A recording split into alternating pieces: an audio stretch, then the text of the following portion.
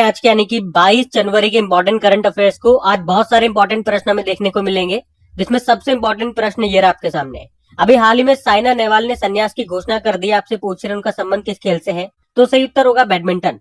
साइना नेहवाल वे भारतीय badminton player है और कहां से बिलोंग करती है? हिसार हरियाणा से बिलोंग करती है और अभी उन्होंने अपने अंतरराष्ट्रीय करियर से संन्यास की घोषणा कर दी है। तो सिंपल सा बेसिक प्रश्न तो यही बन जाएगा, इनका संबंध किस खेल से है? तो बैडमिंटन। अब इनसे संबंधित कुछ और इंपॉर्टेंट फैक्ट्स मैं आपको बता दूं, जैसे कि कुछ अचीवमेंट्स की बात कर लें। वे याद रखना ओलंपिक में पदक जीतने वाली पहली भारतीय बैडमिंटन प्लेयर हैं। कई बार एग्जाम में यह प्रश्न आ चुका है। 2012 में जो लंदन ओलंपिक्स हुए थे उसमें इन्होंने ब्रोंज मेडल जीता था। उसके अलावा कॉमनवेल्थ गेम्स 2010 वाले में भी और 2018 वाले में भी इन्होंने गोल्ड जीता था।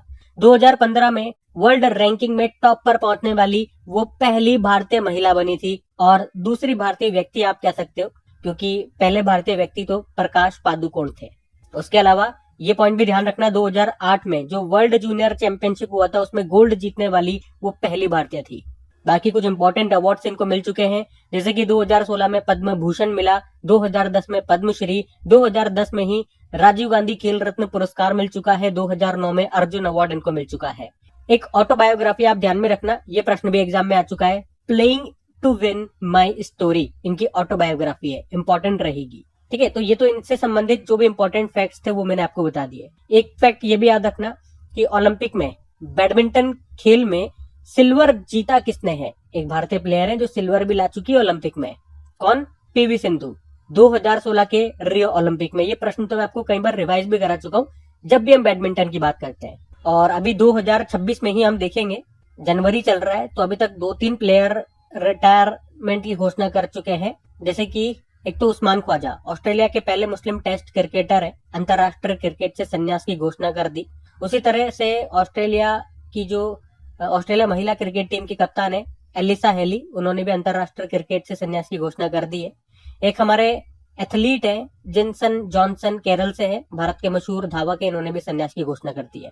ठीक है, तो 2026 में हमने 4 खिलाड़ी पढ़ लिए जिन्होंने खेल से संन्यास की घोषणा कर दी है।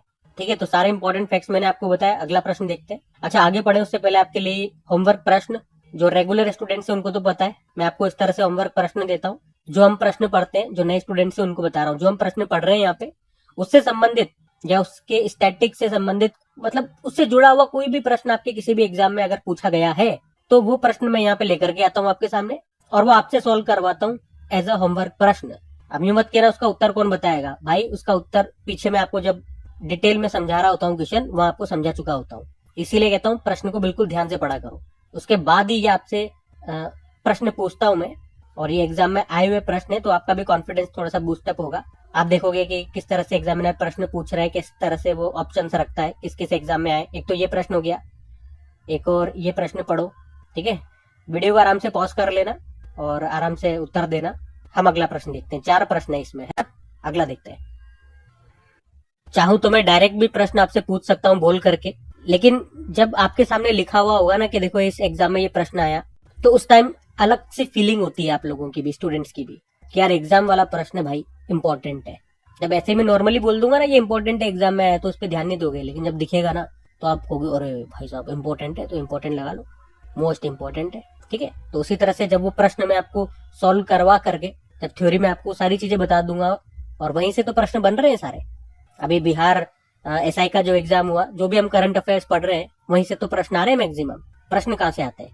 तो उसी तरह से जब मैं ये एग्जाम वाले प्रश्न आपके सामने रखूंगा तो एक तो आपका कॉन्फिडेंस भी डेवलप्ड होगा, कॉन्फिडेंस बढ़ेगा और आपको भी फील होगा कि भैया यहाँ पे जो भी पढ़ा रहे हैं इंपॉर्टेंट चीजें पढ़ाई जा रही है, तो बिल्कुल ध्यान से पढ़ूं। और सबसे इंपॉर्टेंट चीज रेगुलर रहूं, रेगुलर रहोगे तभी चीजों का फायदा मिलेगा। अब जैसे अगला प्रश्न में बिल्कुल ध्यान से सुनना, यहाँ से भी एक प्रश्न मैं आपसे पूछूंगा जो एग्जाम में आया था। प्रश्न क्या है? अभी हाल ही में इंडिया ओपन बैडमिंटन टूर्नामेंट 2026 में पुरुष एकल का खिताब किसने जीता? तो इसका सही उत्तर हो जाएगा लिन चुन यी। तो हम यहाँ बात कर रहे हैं इंडिया ओपन बैडमिंटन टूर्नामेंट की, इसी को योनेक्स सनराइज इंडिया ओपन भी कहा जाता है। अभी 2026 में 24वां एडिशन हुआ, 13 से लेकर 18 जनवरी तक। कहां पर हुआ? इंदिरा गांधी एरेना, नई दिल्ली में। और इसको ऑर्गेनाइज करता है बैडमिंटन वर्ल्ड फेडरेशन। तो यहाँ पे मेन सिंगल की अगर बात करें, इसको जीता लिन चुन यी ने, ये ताइवान के प्लेयर है। और वुमेन सिंगल जीता आन शी यांग ने, जो कि साउथ कोरिया की प्लेयर है।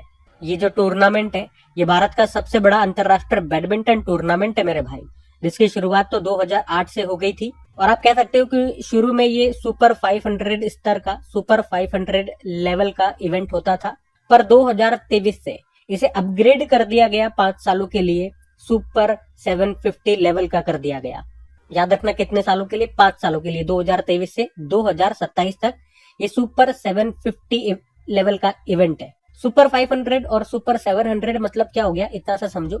दो चीजों का फर्क पड़ता है। अगर कोई भी खिलाड़ी जीतता है तो उसको जो पॉइंट दिए जाते हैं तो वो ये पॉइंट है। अगर वो सुपर 500 लेवल वाला कोई मैच खेल रहा है तो 500 पॉइंट मिलेंगे जीतने पे, और सुपर 750 वाला, सुपर 1000 वाला खेल रहा है तो वो पॉइंट्स होते हैं, उसके पॉइंट्स काउंट होते हैं वहां पे। जो मेडल टैली बनती है, इनकी रैंकिंग बनती है, तो वो पॉइंट्स वहां पे काउंट होते हैं इनके, और उसी हिसाब से प्राइज मनी भी डिसाइड होती है। अच्छा लेवल का होता है तो प्राइज मनी भी अच्छी होती है, ये फर्क पड़ता है। ये तो समझाने वाली बात थी, लेकिन आपका जो इम्पोर्टेंट पॉइंट है आपको यही ध्यान रखना है कि अभी 2023 से ये जो इवेंट था सुपर 500 लेवल का हुआ करता था 2023 से पहले, 2023 के बाद से सुपर 750 हो गया है। ये सुपर 750 स्तर का हो गया, लेवल का हो गया ये, लेकिन 5 सालों के लिए इसको किया गया है। ये भी ध्यान रखना, हमेशा के लिए नहीं, 5 सालों के लिए। यहीं से एक बार एग्जाम में प्रश्न बना है, बताऊंगा मैं आपको, लेकिन उससे पहले बैडमिंटन के कुछ और प्रश्न हम रिवाइज कर ले। ये याद रखना, अभी जो 30वां बैडमिंटन वर्ल्ड चैंपियनशिप होगा 2026 में, भारत में होगा, नई दिल्ली में।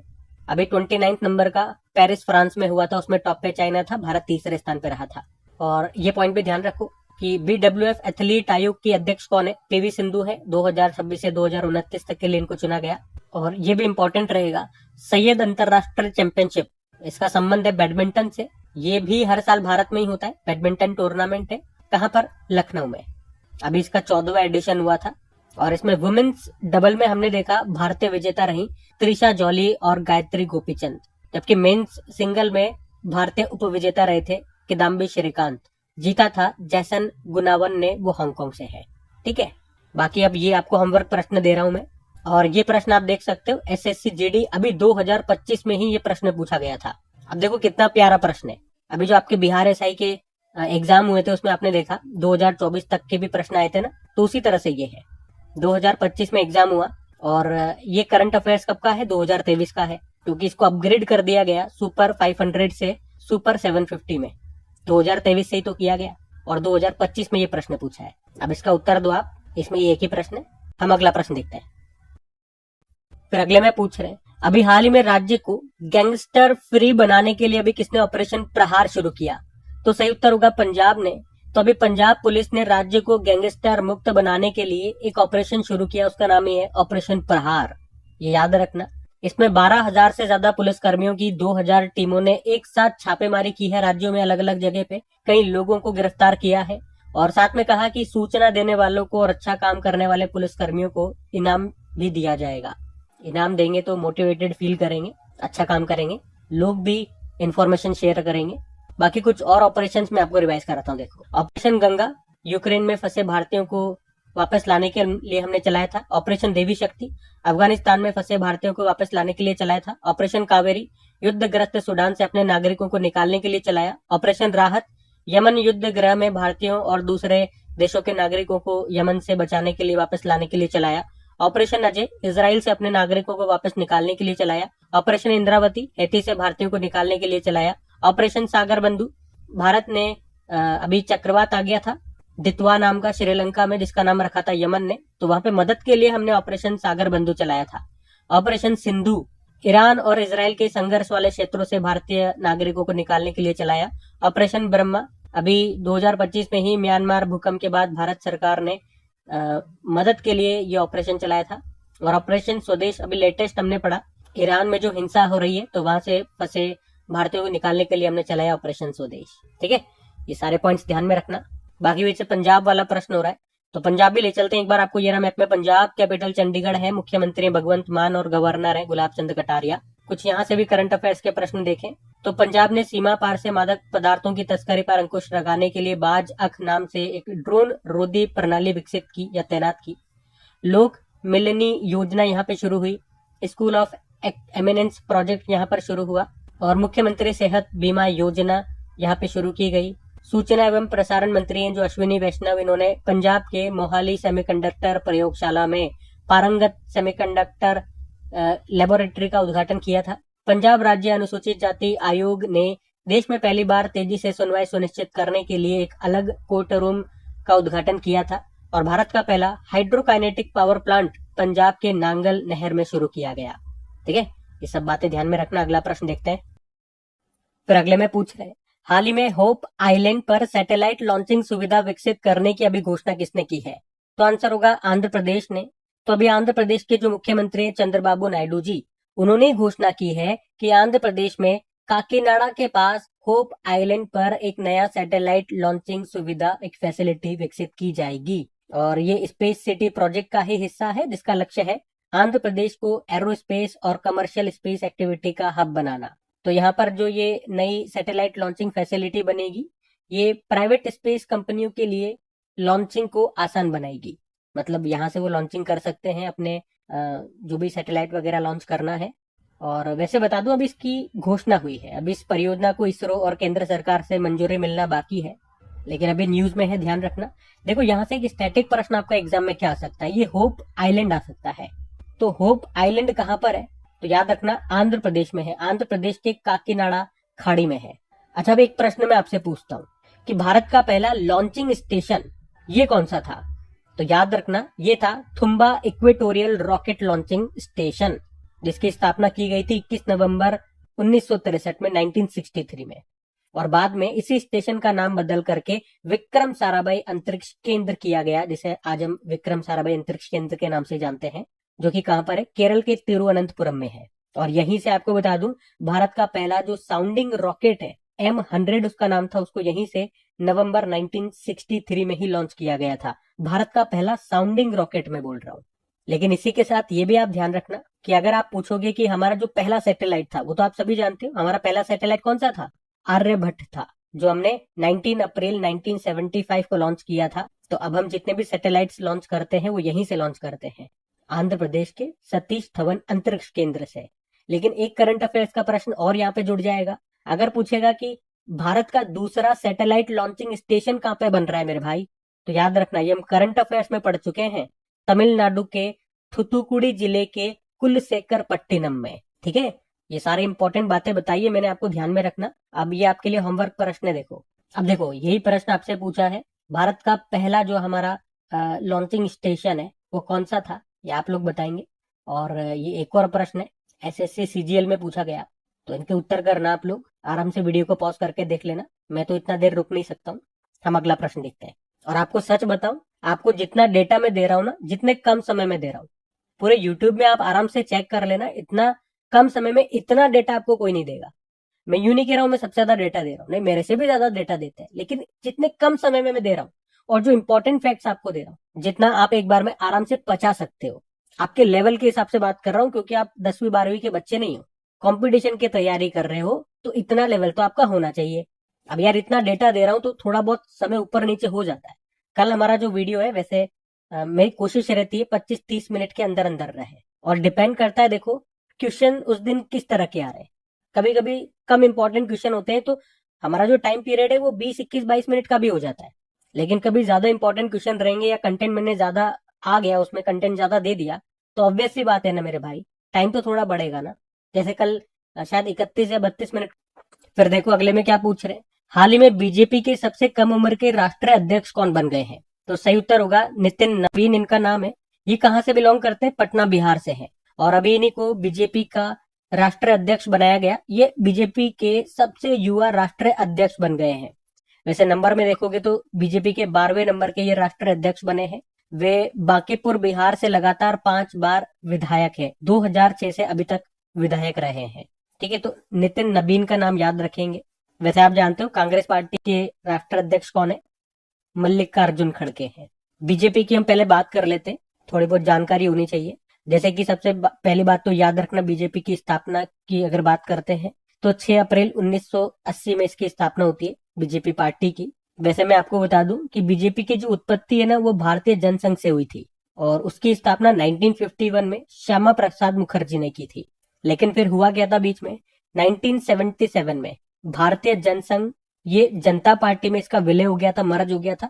एक्चुअली में जो जनता पार्टी है ना, ये 1975 से 1977 के आपातकाल के बाद कई राजनीतिक दलों से मिलकर के ये जनता पार्टी बनी थी, जिसने फिर 1977 में कांग्रेस को हराया भी था।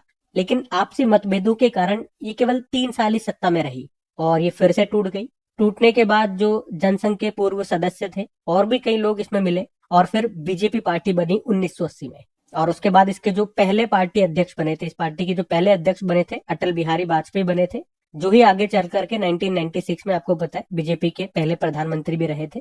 तो ये कुछ बीजेपी की स्टार्टिंग थी। वैसे आप जानते हो अभी वर्तमान में हमारे पास 6 नेशनल पार्टीज है, वो आपकी लिस्ट यहाँ पे लगी हुई है, आराम से आप देख सकते हैं। बाकी मैं आपको एक होमवर्क प्रश्न देता हूँ, ये होमवर्क प्रश्न का उत्तर आप लोग देंगे। देखो एसएससी जीडी में पूछा गया है, ठीक है, तो अच्छा प्रश्न है ये। अब जिसने पढ़ा होगा वही इसका उत्तर कर पाएगा। आप करो, हम अगला प्रश्न देखते हैं। और वैसे मैं आपको बता दूं कि बीजेपी की जो उत्पत्ति है ना, ये भारतीय जंग संघ से हुई। और मैं आप लोगों से जरूर कहूंगा कि अपने दोस्तों के साथ में अपने वीडियो को जरूर शेयर करा करें, या अगर आपके दोस्त आपके आसपास ही हो तो उनको ये वीडियो जरूर दिखाएं। और जो होमवर्क प्रश्न मैं आपसे पूछ रहा हूँ उनसे जरूर पूछें कि ले बेटा, आप वहां करंट अफेयर्स पढ़ते हो, कहीं भी पढ़ते हो, इन प्रश्नों के उत्तर दो। और ये कोई फालतू प्रश्न तो है नहीं, एग्जाम में पूछे गए प्रश्न है तो प्रश्न तो इंपॉर्टेंट है, एग्जाम की तो तैयारी कर रहे हैं हम। फिर उनसे पूछना कि कहाँ पढ़ते हो, 20 मिनट वाली क्लास में। बढ़िया है। चलो अगला प्रश्न देखते हैं। अगले में पूछ रहे हैं भी जनवरी 2026 में खेलो इंडिया विंटर गेम्स का कौन सा संस्करण शुरू हुआ। तो ये छठा संस्करण अभी शुरू हुआ है। खेलो इंडिया विंटर गेम्स की हम बात कर रहे हैं, 2026 में छठा एडिशन ये इसका शुरू हुआ। 2 स्टेजेस में होगा। पहला स्टेज, पहला चरण अभी 23 से लेकर 27 जनवरी तक हो रहा है लेह लद्दाख में। लेह लद्दाख में जो नवांग दोरजे स्टेडियम है वहां पे। इसके बाद दूसरा चरण, दूसरा स्टेज इसका मार्च में होगा, 9 से लेकर 12 मार्च तक गुलमर्ग जम्मू कश्मीर में, ठीक है। और ये तो छठा एडिशन है। अगर मैं आपसे पूछूं कि इसका पहला एडिशन कब शुरू हुआ था तो 2020 में, वो जम्मू कश्मीर गुलमर्ग में हुआ था। अच्छा, इस बार इसमें एक नया गेम भी शामिल हुआ है, फिगर स्केटिंग उसको कहते हैं, ये भी थोड़ा ध्यान में रख लेना। वैसे खेलो इंडिया गेम्स की बात कर रहे हैं तो अभी तक जितने भी खेलो इंडिया गेम्स हुए 2025 वाले, वो मैं आपको रिवाइज कर रहा हूँ, देखो आ जाओ। अगर पूछते हैं खेलो इंडिया बीच गेम्स, जो पहला एडिशन हुआ था 2025 में, दीव के घोघला बीच पे हुआ था, जिसका शुभंकर पर्ल है जो एक डॉल्फिन है, टॉप पे मणिपुर था। अभी वैसे 2026 में इसका दूसरा एडिशन भी हो चुका है, अभी हम पढ़ेंगे आगे, जिसमें कर्नाटक टॉप पे था। बाकी सारी चीजें यही है, शुभंकर भी यही है, स्थान भी वही है।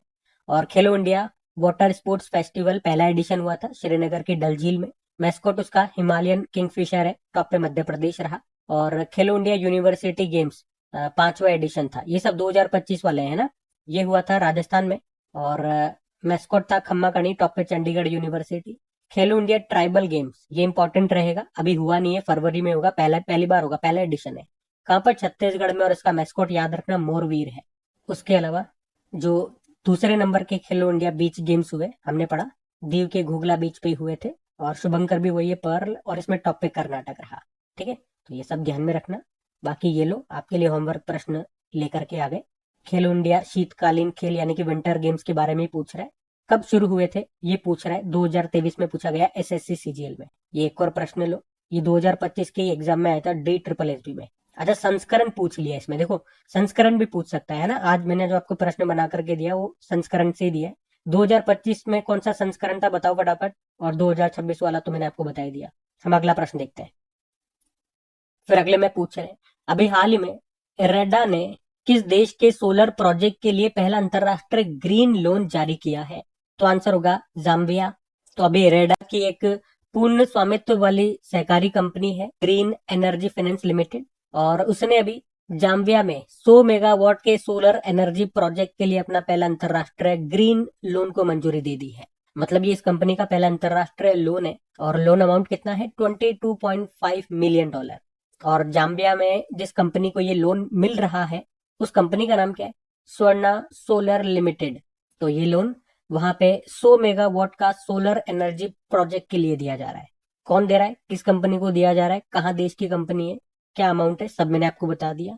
इरेडा की बात कर ले, फुल फॉर्म होती है Indian renewable energy development agency. स्थापना होती है 1987, हेडक्वार्टर नई दिल्ली, और सीएमडी है प्रदीप कुमार दास। अब कौन से देश की बात हो रही है? जाम्बिया देश की। अफ्रीकी देश है जाम्बिया, मैं आपको लेकर के चलता हूँ, चलो अफ्रीका। ये रहा मैप में जाम्बिया। कैपिटल लुसाका होती है, करेंसी है जाम्बियन क्वचा, और आपको याद होना चाहिए कि जाम्बिया और जिम्बाब्वे इन दोनों देशों की सीमा पर ही एक जलप्रपात है, वाटरफॉल है, जिसको कहते हैं विक्टोरिया वाटरफॉल। बड़ा फेमस है। और ये अगर पूछें कि किस नदी पर है ये, तो जाम्बेजी नदी पर है। और इन दोनों देशों की, जाम्बिया और जिम्बाब्वे की सीमा पर ही एक बांध है, करीबा बांध। और उस बांध से जो झील का निर्माण हुआ है उसे कहते हैं करीबा झील, जो कि अफ्रीका की दूसरी सबसे बड़ी झील है, क्योंकि पहली तो विक्टोरिया लेक है। ठीक है, तो ये पॉइंट भी ध्यान में रखना। बाकी अगला प्रश्न देखते हैं। और अगले में ये देखो, होमवर्क प्रश्न आपका है, यूपीपीएससी में आया हुआ प्रश्न है 2022 में। विक्टोरिया जलप्रपात जो भी मैंने आपको बताया उसी से संबंधित है, कथन वाला प्रश्न है, बताओ क्या सही होगा। और ये एक और प्रश्न आपके लिए, और ये एक और प्रश्न मध्य प्रदेश पुलिस में आया था, आराम से बताओ। हम अगला प्रश्न देखते हैं। फिर अगले में पूछ रहे हैं, अभी हाल ही में दूसरा वैश्विक बौद्ध सम्मेलन कहां पर आयोजित किया जाएगा? तो आंसर होगा नई दिल्ली में, ग्लोबल बुद्धिस्ट समिट, वैश्विक बौद्ध सम्मेलन। इसका ये दूसरा समिट होगा, अभी 24 जनवरी से लेकर 25 जनवरी तक, 24 और 25 जनवरी को मतलब। कहां पर? भारत मंडपम नई दिल्ली में। आयोजन करने वाला कौन? अंतरराष्ट्रीय बौद्ध परिसंघ इसका आयोजन करेगा। हमारा जो संस्कृति मंत्रालय है वो इसमें सहयोग करेगा। थीम क्या है? सामूहिक ज्ञान, एकजुट आवाज और आपसी सह अस्तित्व। इंग्लिश में बोलोगे collective wisdom, United voice, mutual को एग्जिस्टेंस। और इस समिट को, इस सम्मेलन का आयोजन करने का उद्देश्य क्या है? उद्देश्य कि वर्तमान समय में दुनिया में जो भी सामाजिक या राजनीतिक या पर्यावरणीय संघर्ष चल रहे हैं, तो उन्हें बौद्ध धर्म के माध्यम से उनका निपटारा किया जाए, शांति और सामंजस्य स्थापित किया जाए। अभी दूसरा एडिशन है, पहला एडिशन इसका 2023 में हुआ था, नई दिल्ली में ही हुआ था। चलो कुछ और सम्मेलन समिट सम रिवाइज करें। तो हमारे जो लोकसभा अध्यक्ष हैं कौन? ओम बिरला। और वर्तमान में ये 18वीं लोकसभा के अध्यक्ष हैं। अभी बिहार के एसआई एग्जाम में यही प्रश्न आया है। 18वें लोकसभा के अध्यक्ष हैं ओम बिरला। इन्होंने अभी 11वें राष्ट्रमंडल संसदीय संघ भारत क्षेत्र सम्मेलन का उद्घाटन कहाँ किया? बेंगलुरु में। चौथे तटरक्षक वैश्विक शिखर सम्मेलन का आयोजन हुआ रोम, इटली में, जिसकी सह अध्यक्षता की जापान ने। पहला green hydrogen research and development conference 2025 हुआ नई दिल्ली में। 28वां नेशनल ई गवर्नेंस कॉन्फ्रेंस हुआ कहाँ? विशाखापत्तनम में। विश्व सरकार शिखर सम्मेलन दुबई में। 8वां हिंद महासागर सम्मेलन Muscat, Oman. Mobile world congress Barcelona, Spain. 24वां विश्व सतत विकास शिखर सम्मेलन नई दिल्ली में। 10वां रायसीना डायलॉग का आयोजन नई दिल्ली में। 6ठा बिम्स्टेक शिखर सम्मेलन हुआ बैंकॉक, थाईलैंड में। अभी से होस्ट कर रहा है 2026 में बांग्लादेश। अगला प्रश्न देखते हैं। फिर अगले में पूछ रहे हैं कि जनवरी 2026 में भारत और किस देश ने संयुक्त रूप से खतरनाक और हानिकारक पदार्थों से निपटने का अभ्यास किया? तो आंसर होगा जापान। तो अभी भारतीय तटरक्षक बल और जापानी तटरक्षक बल ने साथ में मिलकर के खतरनाक और हानिकारक पदार्थों से निपटने का अध्ययन किया है। कहां पर? मुंबई में। और ये अभ्यास प्रदूषण नियंत्रण पोत है हमारा जो आईसीजीएस समुद्री प्रहार, इस पर किया गया। आईसीजीएस मतलब होता है इंडियन कोस्ट गार्ड शिप, समुद्र प्रहार इसका नाम, समुद्र प्रहरी इसका नाम है, प्रहार नहीं, सॉरी पढ़ने में गलती हुई, समुद्र प्रहरी। और इस अभ्यास का उद्देश्य है समुद्र में रासायनिक रिसाव से निपटने की तैयारियों को बेहतर बनाना। अच्छा, खतरनाक और हानिकारक पदार्थों से क्या मतलब है? समुद्री वातावरण में छोड़े गए वो खतरनाक सामान जो कि मानव स्वास्थ्य और समुद्री जीवन को नुकसान पहुंचा सकते हैं, जिनमें ज्वलनशील और विषैले पदार्थ शामिल हैं। तो जापान के साथ मिलकर के हमने ये अभ्यास किया। तो जापान भी ले चलते हैं आपको, ये रहा मैप में जापान। कैपिटल टोक्यो हो गई, करेंसी है येन, प्रधानमंत्री अभी पहली महिला प्रधानमंत्री बनी साने ताकाइची। और संसद का नाम है यहाँ पे डाइट। और हिरोशिमा नागासाकी यहीं पर है जहाँ पे एटम बॉम्ब गिराए थे अमेरिका ने। ठीक है, तो ये ध्यान में रखना। अगला प्रश्न देखते हैं। फिर अगले में पूछ रहे हैं, हाल ही में किस राज्य के कुंभलगढ़ वन्य जीव अभ्यारण्य को पर्यावरण संवेदनशील क्षेत्र घोषित किया गया? तो आंसर होगा राजस्थान। तो अभी राजस्थान के कुंभलगढ़ वाइल्ड लाइफ सेंचुरी के आसपास के 1 किलोमीटर क्षेत्र को अभी इकोनॉमिक इको सेंसिटिव जोन यानी कि पर्यावरण संवेदनशील क्षेत्र घोषित किया गया, जिससे प्रदूषण करने वाले उद्योग, खनन और नए होटलों पर प्रतिबंध लग जाएगा। और जैव विविधता, जल संरक्षण और स्थानीय समुदायों के लिए जैविक खेती, कृषि, वानिकी जैसी गतिविधियों को बढ़ावा मिलेगा। अच्छा, ये कुंभलगढ़ वाइल्ड लाइफ सेंचुरी कहाँ पर है भैया? राजस्थान में, राजस्थान के राजसमंद जिले में। और इसी तरह का एक प्रश्न हमने कुछ दिन पहले पढ़ा था कि एक पार्वती आर्गा पक्षी अभ्यारण्य है, याद आया? उत्तर प्रदेश के गोंडा जिले में पढ़ा था ना। इसको भी अभी भारत सरकार ने इको सेंसिटिव जोन घोषित किया था, तो वो भी ध्यान में रखना। बाकी ये थी आज की हमारी करंट अफेयर्स की क्लास। कमेंट करके जरूर बताइएगा सेशन आपको कैसा लगा। अच्छा लगा तो वीडियो को एक बार फिर से कहूंगा सपोर्ट जरूर करना अपने दोस्तों के साथ में, स्टडी ग्रुप में एक बार शेयर जरूर कर देना। तो कल पहला प्रश्न पूछा था कि उत्तरदायी राष्ट्र सूचकांक 2026 में भारत की रैंक है 16। फिर पूछा अभी पद्म पाणी पुरस्कार से सम्मानित किया गया इलैयाराजा को और किस राज्य में आमे पडिबा आमा भाषारे योजना शुरू की गई? उड़ीसा। कोकबरूक भाषा दिवस किस राज्य में मनाया गया? तो त्रिपुरा में मनाया जाता है। ब्रिक्स नेटवर्क यूनिवर्सिटी में शामिल होने वाला एकमात्र भारतीय राज्य कृषि विश्वविद्यालय कौन सा बन गया? पंजाब कृषि विश्वविद्यालय।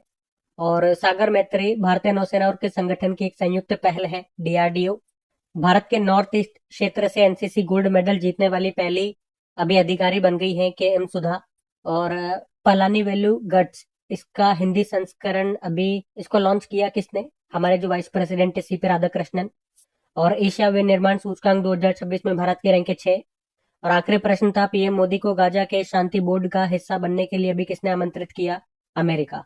बाकी चलो कल का भी होमवर्क प्रश्न देखते हैं और सेशन एंड करते हैं। तो कल पूछा था विश्व चैंपियन को हराने वाले सबसे कम उम्र के ग्रैंड मास्टर अभी कौन बने थे? तो आंसर होगा अभिमन्यु मिश्रा। आप सभी ने प्रश्न का बिल्कुल सही उत्तर दिया। अब ये आज का आपका होमवर्क प्रश्न।